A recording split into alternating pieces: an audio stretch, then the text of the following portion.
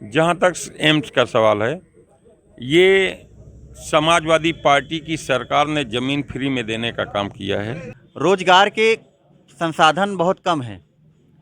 लोगों की कमाई नहीं हो पाती है। लोगों को कमाई करने के लिए किसी दूसरे बड़े शहरों का दरवाज़ा खटखटाना पड़ता है। रोजगार कुछ देने का काम किया था, ये सही है, लेकिन अब एकदम ख़त्म हो गए हैं।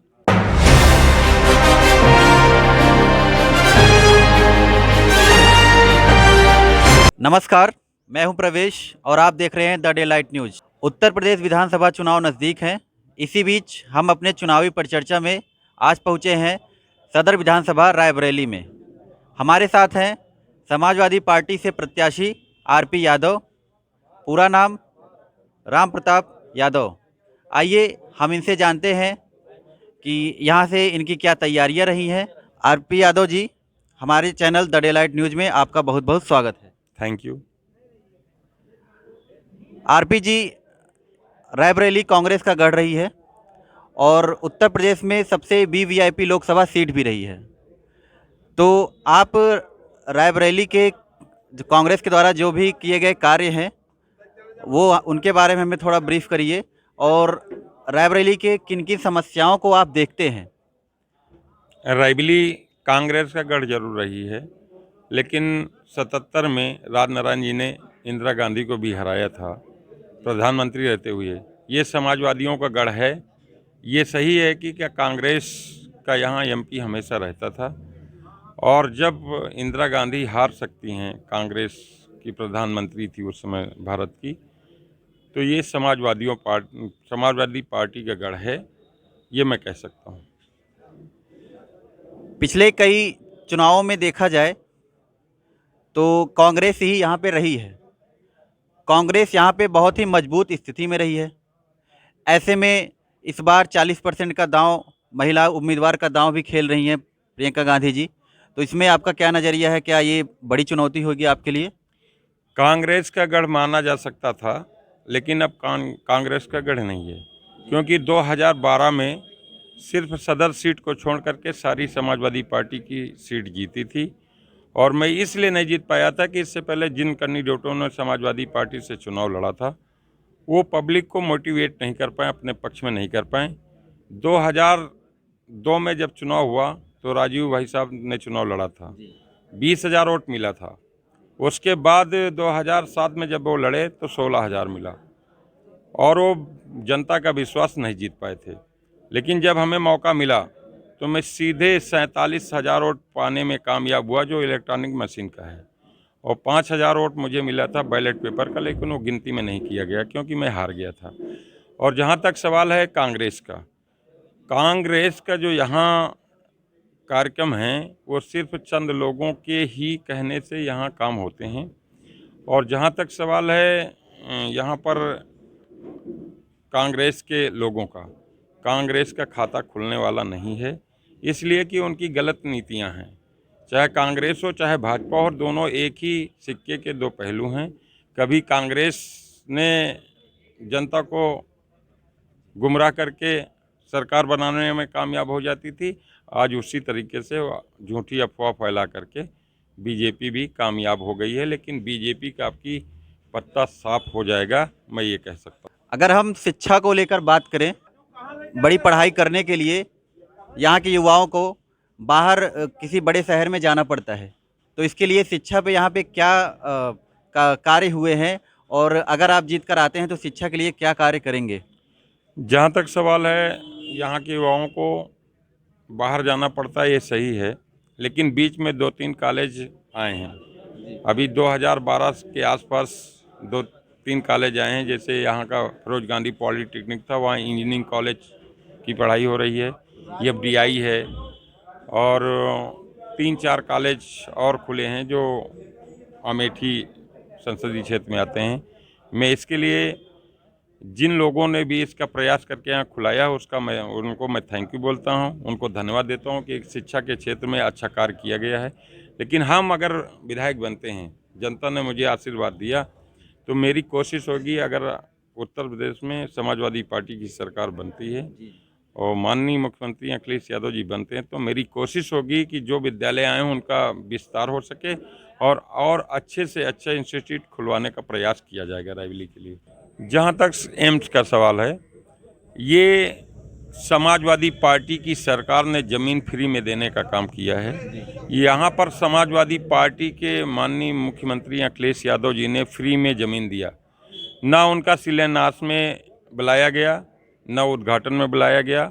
मेरा कहना ये है कि इसमें समाजवादी पार्टी का बड़ा रोल था। जो एम्स खुला, चाहे वो रेल कोच की ज़मीन हो, वो समाजवादी पार्टी की सरकार की देन है। फ्री में ज़मीन देने का काम किया। लेकिन इन सरकारों ने, चाहे बीजेपी की सरकार हो चाहे कांग्रेस की सरकार रही हो, समाजवादी पार्टी को सम्मान देने का काम कभी नहीं किया। जमीन सारी सरकार ने दिया है, फ्री में दिया। पता लगा लेना, माननीय नेताजी ने रेल कोच फैक्ट्री की ज़मीन जो थी वो नेताजी ने दिया है, फ्री में दिया है। और जो चीनी मिल थी और एम्स सब खुल रहा है, वो समाजवादी पार्टी की सरकार अखिलेश यादव ने दिया है और उनको पूछने का भी काम नहीं किया गया। ये निंदनीय है। बिल्कुल। अगर हम किसान के बारे में बात करें तो अभी पिछले बीते 1.5-2 सालों से आंदोलन चल रहा था, और जैसे ही चुनाव नज़दीक आए तो सरकार ने अपने जो बिल थे वो वापस ले लिए। तो इस पे आपका क्या नज़रिया है, और किसान को लेकर आपके एजेंडे में आप उनके लिए क्या कुछ इस बार नया करने वाले हैं? किसान का आंदोलन जो था उसमें लगभग 750 लोगों की मौत हो गई है। माननीय अखिलेश यादव और समाजवादी पार्टी की तरफ से घोषणा है कि उन परिवारों को 25 लाख रुपया देने का काम किया जाएगा जो आंदोलन में शहीद हुए हैं। और जो ये बिल वापस हुआ है, ऐसे नहीं हुआ है। माननीय अखिलेश यादव जी का जब गाजीपुर से रथ लखनऊ तक रात भर चला और जगह जगह किसानों द्वारा, नौजवानों द्वारा स्वागत किया गया, तो ये सरकार हड़बड़ा गई कि अखिलेश यादव के पक्ष में पूरा आवाम इकट्ठा हो रहा है, बिल वापस नहीं लोगे तो हो सकता है कि भारतीय जनता पार्टी की पूरे उत्तर प्रदेश में जमानत जब्त हो जाए। इसलिए माननीय अखिलेश यादव जी को और उत्तर प्रदेश की जनता को और समाजवादी पार्टी को मैं धन्यवाद दूंगा कि समाजवादी पार्टी के दबाव में भारत सरकार ने और नरेंद्र मोदी जी ने ये बिल वापस लिया है। ये उत्तर प्रदेश की जनता के दबाव में लिया है, माननीय अखिलेश यादव जी के दबाव में लिया है। जी, तो मतलब कि किसान को लेकर आप इस बार 300 यूनिट बिजली फ्री देने वाले हैं? 300 यूनिट बिजली भी फ्री देंगे। जो 2175 रुपया जिसका बिल आएगा, उसके अंदर में जिसका भी नीचे बिल रहेगा सब माफ़ रहेगा। और किसान के मुद्दे पे मैं कहना चाहता हूँ, मोदी जी ने, भारत के प्रधानमंत्री मोदी जी ने कहा था कि मैं किसानों की 2 गुना आय कर दूंगा। 2 गुना आय तो नहीं हुई है, क्योंकि 1700-1800 रुपया में कुंटल तब भी धान बिकता था, आज भी बिक रहा है धान गेहूँ। लेकिन उन्होंने एक काम जरूर कर दिया कि खाद का रेट 600 से 1200 कर दिया और उद्योगपतियों से मिल करके 5 केजी खाद भी चोरी कर ली। एक बोरी पे 50 की आती थी, अब 45 की आ रही है। ये किसानों के साथ धोखा है। हमारी पार्टी की सरकार आएगी तो इस बोरी का भी वजन 50 केजी हो जाएगा, रेट भी कम करा दिया जाएगा और जो धान गेहूं का रेट है सरकारी, वो हम बढ़ाने का प्रयास करेंगे सदन में रख करके। कहने का मतलब इस बार अगर आपकी पार्टी जीत कर आती है तो किसानों के लिए इस बार बेहतर कार्य बिल्कुल होगा, करेगी। बिल्कुल होगा। रिपोर्टिंग के दौरान हमने देखा रायबरेली आपके सदर विधानसभा में रोजगार के संसाधन बहुत कम हैं, लोगों की कमाई नहीं हो पाती है, लोगों को कमाई करने के लिए किसी दूसरे बड़े शहरों का दरवाज़ा खटखटाना पड़ता है।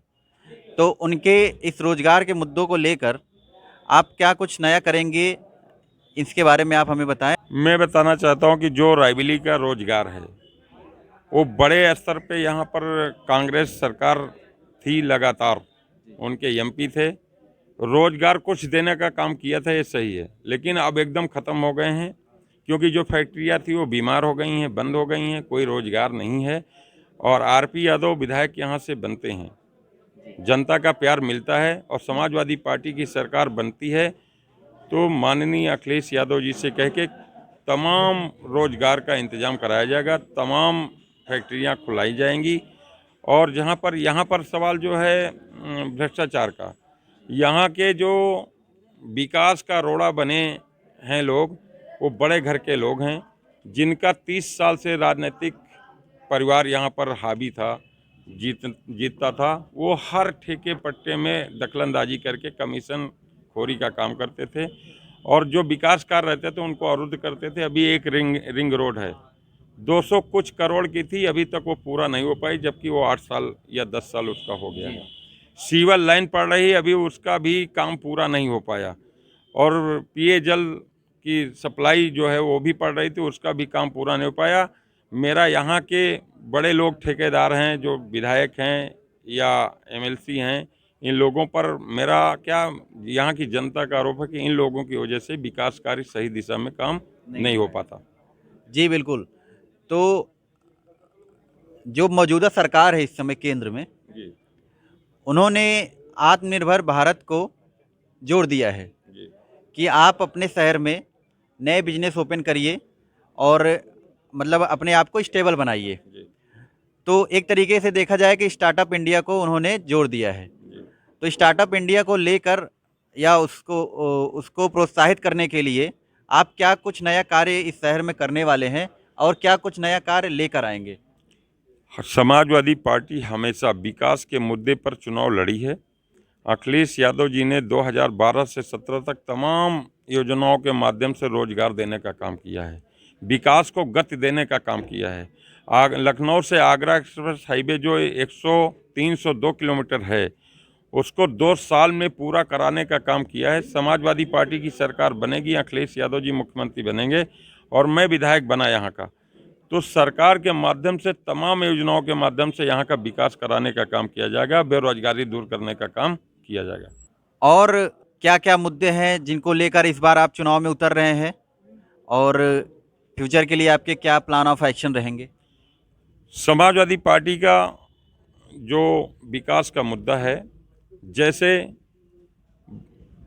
भारतीय जनता पार्टी की सरकार ये कहती है कि मैं मार्च तक खाद्यान्न जो कोटा है वहाँ से गरीबों को मैं अन्न देने का काम कर रहा हूँ, राशन देने का काम कर रहा हूँ। वो मार्च तक घोषणा की है, लेकिन समाजवादी पार्टी की सरकार बनेगी तो जब तक समाजवादी पार्टी की सरकार रहेगी तब तक राशन देने का काम गरीबों को फ्री किया जाएगा। और माह में 1 केजी देसी घी भी देने की घोषणा अखिलेश यादव जी ने की है। जिन परिवारों को फ्री में राशन मिलेगा उनको 1 केजी घी भी देने का काम समाजवादी पार्टी सरकार करेगी। आरपी जी, हमारे channel the day light news में अपना समय देने के लिए आपको बहुत-बहुत धन्यवाद। आगामी चुनाव का हम आपको बहुत-बहुत शुभकामनाएं देते हैं। तो साथियों, ये थे हमारे साथ समाजवादी पार्टी से प्रत्याशी आरपी यादव। इस खास बातचीत को लेकर अगर आपके कुछ सवाल हैं, राय हैं, तो हमें कमेंट बॉक्स में ज़रूर लिखें। बने रहे हमारे साथ चुनावी परिचर्चा में। द डे लाइट न्यूज़, आपके अधिकारों की आवाज़।